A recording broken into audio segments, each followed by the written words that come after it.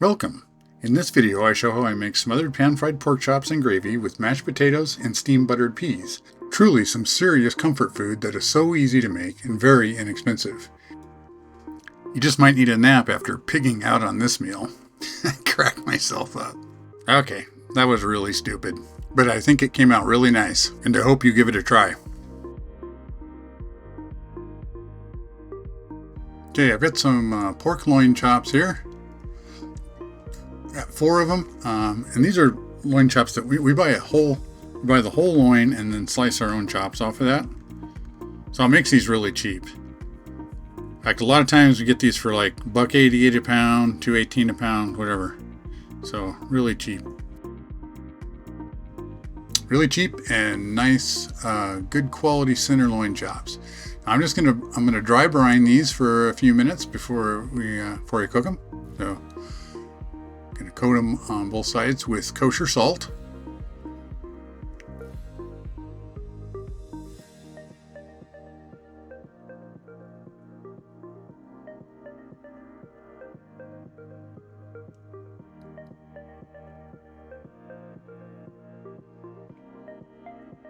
And these are fairly thick, not super thick, but so you don't need too much salt. But of course, to dry brine them to have the salt absorb right into the meat. Salts it in a way you can't just do after you cook it, or even while you're cooking it. So now we just cover it with plastic wrap, and then we'll stick them in the refrigerator till we're ready to cook. There we go. Now into the refrigerator. All right, I'm going to weigh out my potatoes for my mashed potatoes. I'm using russet potatoes. Those are my favorite for mashed potatoes. I think they make the nicest, fluffiest mashed potatoes. So I need about 1.5 pounds. And I'm just going to wash these good, cut out any bad spots.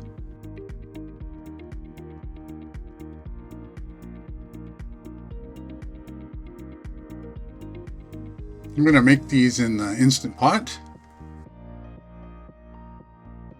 I just need to cut these up into chunks. And I base the size of the chunks on the size of the skin. I like to leave the skin on, so you can obviously peel them if you want. I like the skins on. I like them a little more rustic. So I just cut the chunks up to the size of the largest piece of skin I'd like to see in my mashed potatoes. And if you don't have an Instant Pot, you can just throw these in a medium saucepan, cover them with water, boil them for around 15 minutes. Just make sure they're fairly soft before you start to mash them up. Okay, I'll just throw in a cup of water. Stick that in the Instant Pot. Seal up the lid. Make sure the vent is set to the seal position. And then I will start those a little bit later. Okay, so I have a large skillet on the stove here. I'm just going to heat up. I've got some olive oil in there. I'm just going to pan fry the pork chops. Okay, I got my pork chops out of the refrigerator now after they've been dry brining. As you can see, most of the salt is absorbed into the pork chops. So we'll just pat off any excess liquid on there. Okay, now I'm going to season these up. Of course, I already have salt on there from the brining. So I'm going to use a little granulated garlic. Okay, some coarse ground black pepper. Now, of course, you can just use whatever spices you like on. I don't like to use too much spice here because they're going to be smothered in the gravy. So they're going to be slathered in some really nice, flavorful, creamy gravy. So.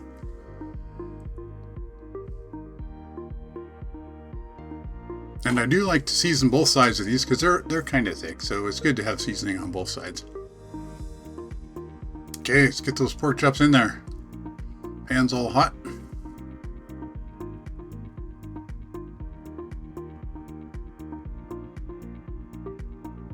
See them start to sizzle there.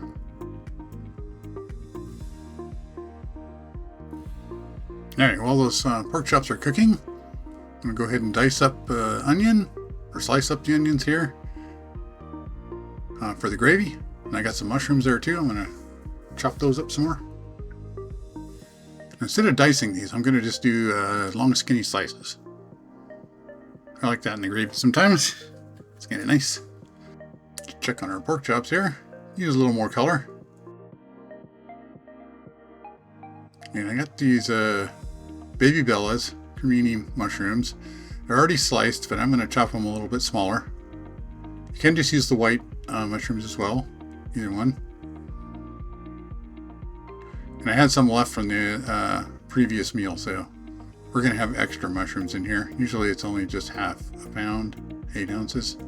Of course, if you don't like the onions and mushrooms in there, you don't like big chunks of stuff, then by all means, just leave it out just a minute. And one nice thing about having chunks of stuff in there like that is if you get lumps in your gravy, I mean, you just say, oh, it's just onion. Check these again.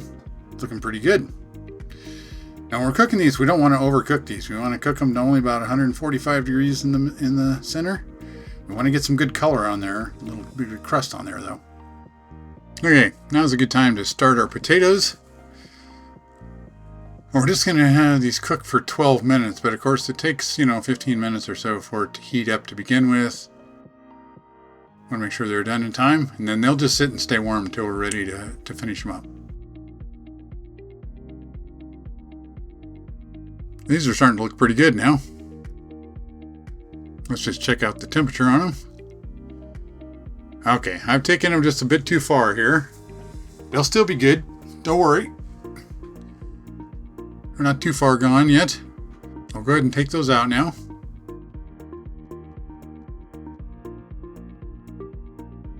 So we just turn the burner down here, add some more oil, some more olive oil.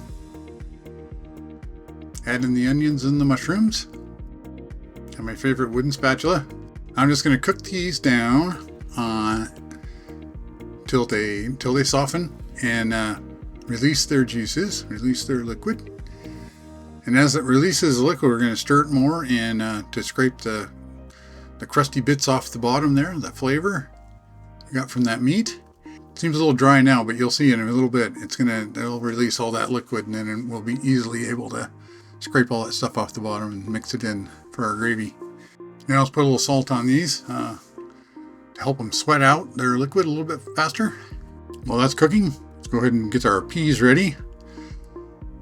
These are just one package here, 16 ounces of frozen peas. And I just like to microwave them about halfway through, and then I'll put in the butter and salt and pepper. Potatoes are still cooking. Yeah, I can see all that liquid in there now, and it's steaming, and all that fondant on the bottom is coming right up, mixing right in with our onions and mushrooms. I should have added the garlic, but it's not going to matter too much in my case because I'm using the minced garlic already, so it doesn't need to cook. But if you're using fresh garlic, definitely you'd like to put it in right now. Cook it for like 30 seconds or so before going on to the next step here. Okay, so I'm just going to sprinkle on a 1/4 cup of all-purpose flour. Basically now we're going to make a roux here with the oil that's already in there and just mix it right in with our onions and mushrooms. We just want to stir this around good and get it all mixed up and cook the flour a little bit so it doesn't have that raw flour taste. Okay, I'm going to add in the chicken broth. And this is my homemade. In fact, it was fresh made today. I'll just mix that around, turn the heat up a little bit. Want to bring this up to kind of a light boil. Careful not to slop it on the stove. Yeah, I just checked my recipe there and notice I forgot the garlic. So here we go with the garlic now. A tablespoon, or about 3 cloves. And some Dijon mustard.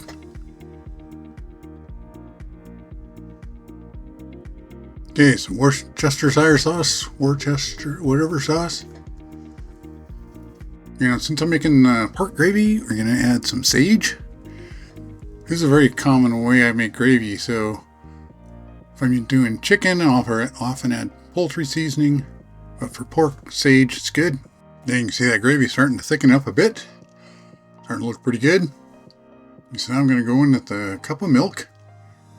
You could also use heavy cream. I often use heavy cream, but I didn't want to make it quite as heavy tonight, so I'm just using whole milk. And now I got the milk in there. I'm going to go ahead and give it a taste. See if I need to add some salt. Salt and pepper. I need quite a bit of salt. I'm using my broth as no sodium, so I need quite a bit of salt.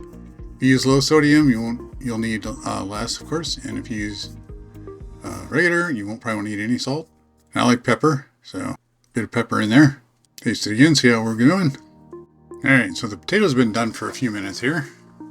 They're just sitting here keeping warm. Let's let the steam out and then open it up.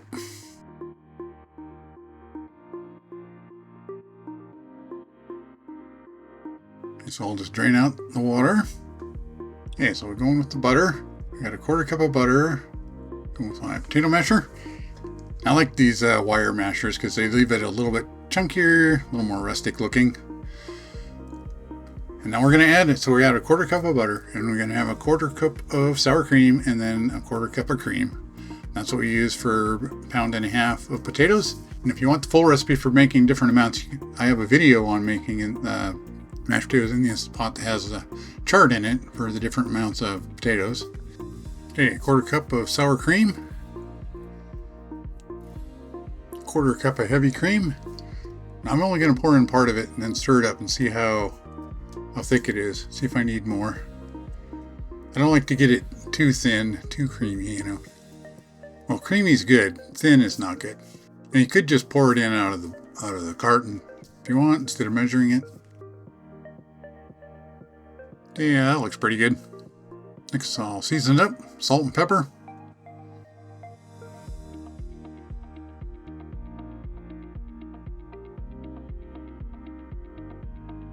Give it a taste. Okay, let's check on our gravy here. We don't want this overcook here. Scrape up anything that's sticking down. Turn it down a bit. Now, if it is actually burning on the bottom, don't stir it into there. Just let it sit. Lightly stir it. Don't stir in the burnt stuff into your gravy. It's looking pretty good. Okay, so now we're going to add we're going to pour in the juice here first, and then we're going to add in the pork chops back in there. We're going to smother them in the gravy, of course.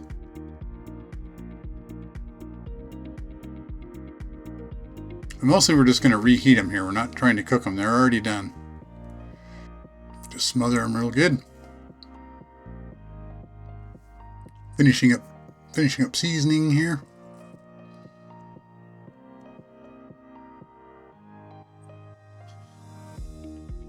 Paste them again.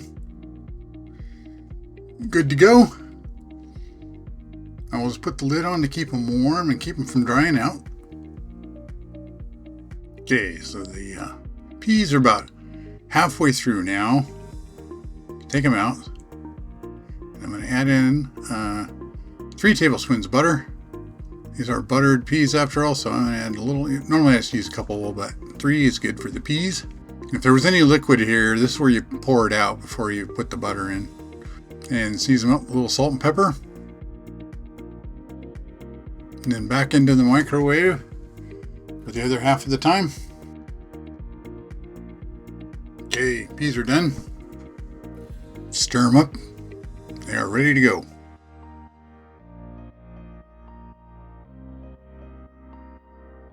One last little stir on our smothered pork chops. Check the temp here, make sure they're back up to temperature. Looking good. Doesn't that look good? Okay, so I'll get my plate here, grab me a pork chop.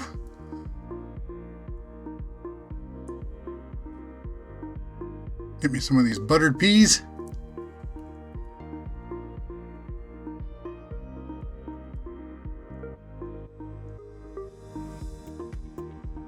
Nice big helping of mashed potatoes.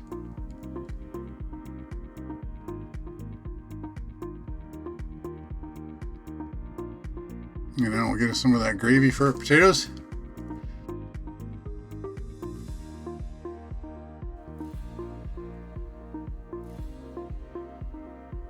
A little more on my pork chop. All right, let's cut into this, see how we did. It's pretty good, even a little pink in there. Not bad. Get a little more gravy on it. Oh yeah, that came out really good. Even though I thought I overcooked them a little bit, I think they're good. Very nice. Try some of the potatoes. Very nice as well. And some nice buttered peas. There you have it. 2 thumbs up for me. Hope you give it a shot. Thanks for watching. Don't forget to like, subscribe, and click that notification bell to let YouTube know this is the type of content you like to watch. Comments are welcome.